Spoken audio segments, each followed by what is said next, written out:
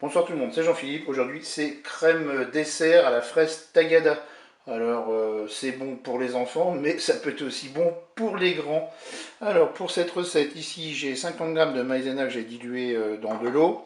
Là, j'ai 30 fraises tagada. Là, j'ai mis de côté 6 ou 7 fraises tagada. C'est pour les mettre en présentation bien dans mes pots. D'ailleurs, je vais utiliser des pots de yaourt. Et puis, tout simplement, 1 litre de lait. Eh bien, qu'est-ce qu'on va faire? On va se mettre en mode manuel, en mode doré. Je verse le lait dans la cuve.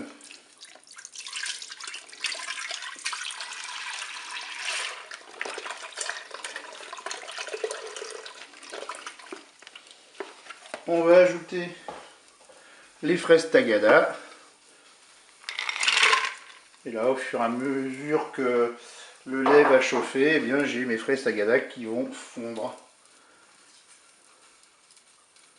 Allez, mes fraises sont fondues. Qu'est-ce que je vais faire? Je vais mettre maintenant la maïzena.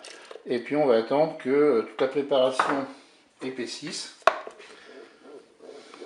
Donc là on va tourner un petit peu plus, mélanger un petit peu plus fréquemment, plus régulièrement.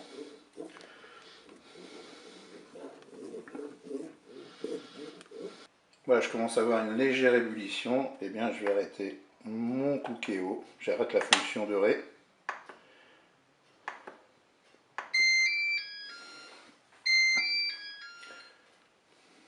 Pour que ce soit un peu plus facile à verser dans mes pots, j'ai mis la préparation dans un pichet.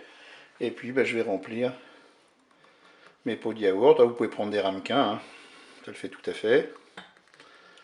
Après, pour la dose, c'est vous qui voyez. Si vous faites des demi-pots, des pots complets, des quarts de pot.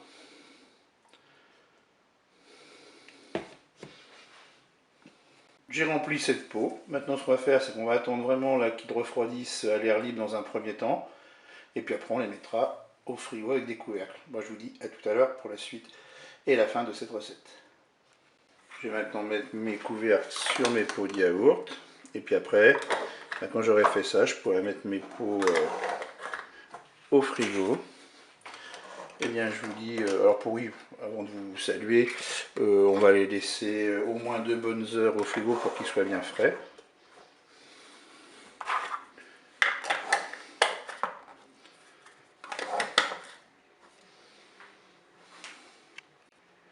Et puis quand je sortirai mes pots du frigo, je rajouterai une petite fraise sur le dessus du pot. Et bien, je vous dis au revoir et à bientôt pour d'autres recettes.